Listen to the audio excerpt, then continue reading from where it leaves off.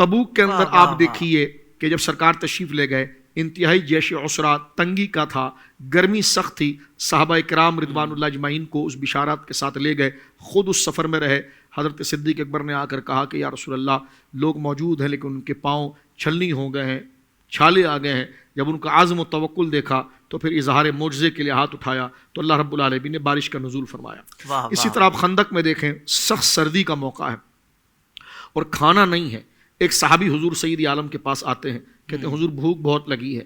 اور پیٹ پہ پتھر ہے۔ تو سرکار جب اپنا شکم مبارک سے کپڑا ہٹاتے ہیں تو 2 پتھر رکھے ہوئے،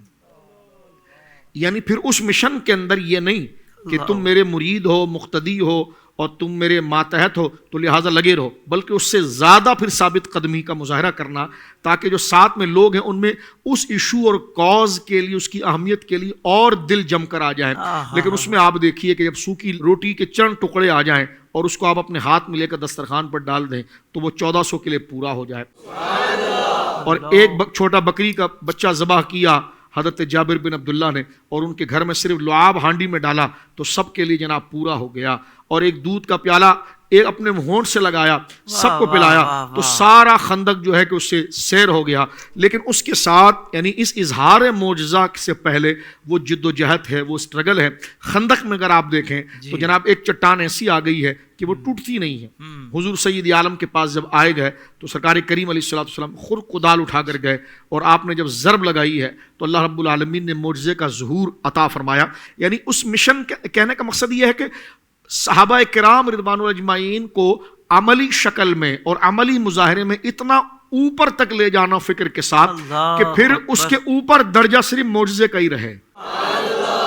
اللہ اکبر۔ اب دیکھیں کہ جس طریقے سے خندق کھودی گئی، جتنے دن کے اندر کھودی گئی، کم عرصے کے اندر کھودی گئی، جتنی بڑی کھودی گئی، اور اس میں اپنا جو سارا بس تھا اور جو اپنی بساط تھی صحابہ کرام نے اس کی حد کر کے دکھا دی۔ لیکن جب چٹان آئی تو اب ہزار معجزہ ہوا، اور آپ نے کدال سے جب اس کو لگایا تو اس میں سے چٹان میں سے روشنی پیدا ہوئی، اور فرما مبارک ہو اللہ نے مجھے ملک فارس کی بشارت دے دی ہے، اور مبارک ہو مجھے اللہ رب العالمین نے مجھے روم کی بشارت دے دی ہے۔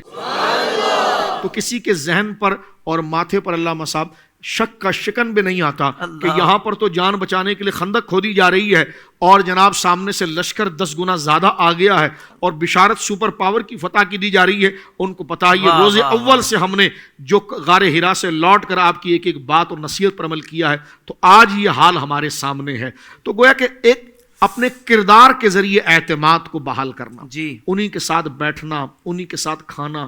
انہی کے ساتھ جس طرح ایک عام سپاہی پر گزر رہا ہے وہی حالات آپ پر گزر رہے ہیں، بلکہ آپ اس کا زیادہ مظاہرہ کر رہے ہیں۔ تو گویا کہ یہ آپ کی جہادی حکمت عملی اور کاز کے ساتھ اوروں سے زیادہ مخلص ہو کر بتانا، تاکہ وہ لشکر اور جو آپ کے ساتھ جماعت ہے وہ مکمل طور پر گویا کہ اس پر مستعد رہے اور اس کے ساتھ توانا ہو جائے۔ سوشل میڈیا پر اسلام کی صحیح تعلیمات جاننے کے لیے ابھی حافظ سائر قادری کا نیا YouTube channel Islamic digital studio subscribe کر لیں، اور ہاں نوٹیفیکیشن بیل آئیکن کو بھی پریس کر لیں تاکہ ہماری نئی ویڈیوز آپ تک بر وقت پہنچ سکیں۔